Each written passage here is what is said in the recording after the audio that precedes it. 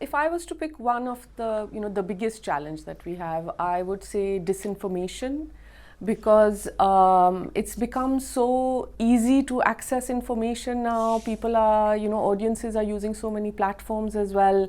And when anything big happens, things seem to spread so quickly. So disinformation is something that we are very actively trying to, debunk in a way. Of course, firstly, by making sure that our journalism is always accurate and we provide, the information which is correct to our audiences. BBC 2 years ago also started BBC Verify, which is a unit which works specifically to debunk any sort of disinformation which is spreading. And as you know, disinformation can spread very, very quickly and can have quite serious consequences as well. So recently in Myanmar, when the earthquake happened, BBC Verify did debunk, they did a video around some of the false footage that was being shown, that was picked up by the Burmese service, by the Thai service, and, we got some very good audience figures for that. So these are the different ways that we're trying to combat disinformation, which I would say is, I think, the biggest challenge. Of course, the other aspect is also the fact that, the world, it's becoming increasingly difficult for journalists in various parts of the world to work freely and independently. And if you look at the RSF annual reports, you see more and more, restrictions coming, journalists working in quite hostile environments. So, of course, as the BBC World Service, we are also operating in 42 languages, and we do face those challenges as well.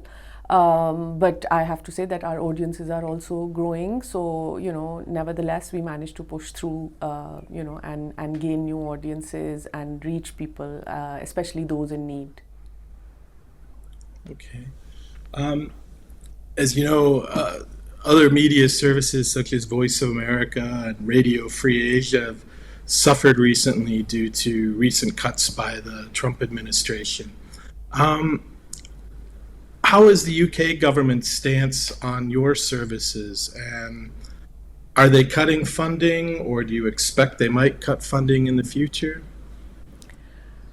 I mean, it's not for me to comment on the UK government's policy or, whatever they might think about the recent action, on US AGM and the funds being cut for them, because obviously the BBC, we work as an independent organization, so we don't really, it's not for me to really comment on political policy here. But having said that, obviously, as a public service broadcaster, we do believe in plurality. We do want to have more services. We do want to have people. We would like to have people. Having a choice. So in that sense, it's not great news. Whereas, I mean, as far as our funding is concerned, obviously that is a conversation that we do have with the UK government. But at the moment, I can't really comment on any sorts of, on any cuts or anything of that sort. I think that they do recognize that the BBC World Service is. Is the most trusted brand, news brand in the world. So they do appreciate that, and they, so they do keep that in mind. But at the moment, I don't have anything to say specifically about, facing any sort of cuts or having any further reduction as such to any of our language services. We have 42, and we would definitely want to have more. Okay. Focusing more on Myanmar, the BBC World Service has long been an important source of news for the Burmese people, and Aung San Suu Kyi is on record as saying that the service was very important for her when she was under house arrest. And that said, the Burmese junta is making it very hard for people to listen or watch foreign services. Is the BBC World Service aware of this, and how is it coping with this? I think that we remain a very important source of news for the audiences in Myanmar.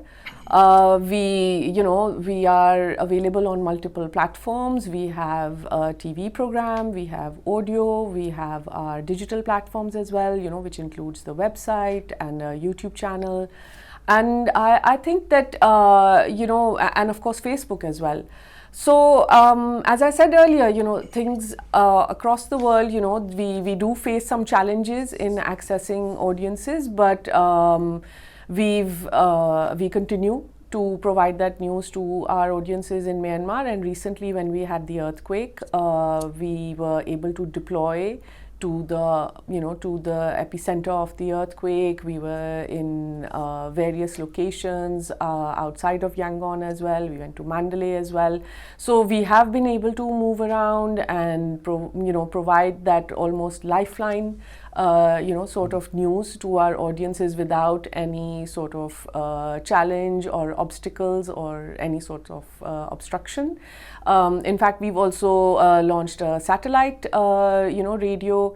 We have a satellite channel as well now, which used to be the VOA channel, and now we've increased our audio program, which used to be 15 minutes. The radio program has been increased, and we are now reaching out to the audiences in Myanmar, through a new channel as well. So in that sense, I think our work there continues, and I think that the audience figures have shown how much the audiences there appreciate us. So I think when the earthquake hit, our figures reached up to 9.6 million, which is 4 times our weekly average. So it just shows that in these times as well, we remain as important as we were when Aung San Suu Kyi was referring to us. Okay. This kind of touches on my next question, which is, are you seeing a shift from the mainstream viewers consuming BBC in its mainstream format to more of a social media, Facebook and TikTok based news sources? How much of that is a challenge for you? I would say it's not really a challenge, it's an opportunity for us, because the audiences, their consumption habits are evolving as they are being provided with new and new platforms. We've historically, we've been very big on linear platforms. We've had radio, we've had TV. But we have to keep changing as our audience keeps changing as well, and as technology keeps changing as well, and that's something that we should welcome. Of course it comes with its, it has its challenges, but it is something which is just natural, that things change and we need to change with that. So yes, we have expanded a lot of our digital platforms. We have more people in our staff who are focused more on the digital side of things. We've not for Burmese, but in some other services, we've also launched on TikTok, which is a platform which is obviously, it's a different sort of format. It's much shorter, and it's sharper, and it's quickly consumed as well. But nevertheless, whatever the format may be, our journalism has to stay the same. The standard that we hold ourselves to, the editorial guidelines that the BBC has, whether it's on TV, on radio, or TikTok, or Facebook, those have to stay the same. So we may present it in a different way. The tone can be quite, different, because we used to have a different sort of, I would say, more authoritative tone when it used to be shortwave radio, but I don't think that the same thing would transfer really to the social platform. So it's something that we actively, are looking to do, because we want to reach our audiences where they are. We can't really bring our audiences or force them to come onto a platform that they don't want to use anymore, for instance. So, it's for us to keep pace with the change and make sure that we provide the audience information on whichever platform they're on. So, we've got TikTok launched on Thai recently, and previously we've, in this region, Indonesian as well, because we know that the younger audiences are coming on these platforms rather than switching on a TV program. Appointment viewing is becoming slightly less compared to on demand, whenever you want to be able to just scroll through your Facebook page, or even Facebook is now beginning to feel old, so it's more towards TikTok and Instagram that we're focusing on now. And so I'm guessing the the focus, particularly among youth and shortening attention spans, how is that really impacting on BBC's ability to provide more long-form journalism and in-depth interviews? I think we have to take it's a mixture, because you can't do just the one or the other, because there are some things that will definitely require more context, will require more information being given in a way which really explains something. Because obviously with the BBC, we're also very we need to make sure that we remain impartial at all times. So which can mean that we need to present different points of views, we need to present different parts of an argument. So it's really, really important that we do have that time. So if you look at the platforms that we have, we may do things on a slightly in a slightly shorter format, say for Instagram or for TikTok, but then we have our YouTube channel, and a lot of our long form content is available on YouTube, and it does really, really well. For the if you have we have a health program for the Burmese service, which is very popular. And but meanwhile, we also do shorter videos on Instagram, which may be just a little part of it, and that can also be a way to bring our audiences, introduce them to what we provide, and show them the breadth of our content, and then bring them for the longer form content as well. And we've seen that, we see that every time there is something big that happens. I referenced the earthquake earlier. So, I'm not saying that we'd be able to keep all of that audience, but I think that a big part of them then does think about, becomes more aware of what we offer, and then looks at the other platforms we have, and then, and we do then see a steady increase in subscribers on our YouTube channel, and the number of views, the watch time starts increasing as well. So I wouldn't say that we can go for one or the other. I think we need to offer our audience, a lot of choices, because they need to. There are some things that they will want to understand in more detail. So that option should always be available for them as well. Okay. And how do you view changing media scene around the world? I mean, as people gradually lose trust in the mainstream media and alternative media outlets are gaining strength, how do you see this? I mean, it is obviously a challenge. Because with with social media, people have started making, they get access to information very easily, whether it's the correct information or not. But I think the BBC, we are the most trusted brand in the world. We have more than 400 million audience per week. So, and a lot of that is BBC World Service as well. So I think that, we have to sort of make sure that we have that brand awareness in the market. We continue to serve our audiences in the correct way possible. I think people do appreciate the fact that, we offer them news which is accurate, which is impartial, which is balanced. We're not taking sides in any way. And, we're allowing them to form their own opinion by giving them all the information that is available in that.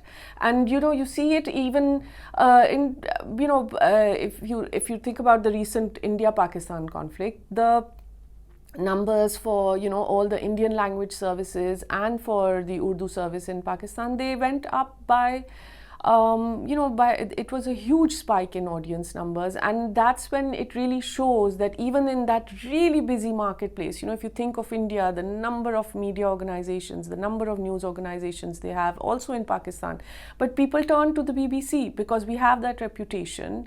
and people appreciate that. They appreciate the tone. It's a lot more measured, it's a lot more mature, and we're not showing any sort of bias. We're trying to show both sides. India and Pakistan especially, we were able to show them, people, we had people on the ground in both sides, which is also a rare thing for a news organization, the local news organizations there. So I think that is appreciated, and that really helps us in keeping that trust with our audience. And we've been watching our digital platforms, especially audience numbers are growing. So I think that we're not too worried, I would say. Okay.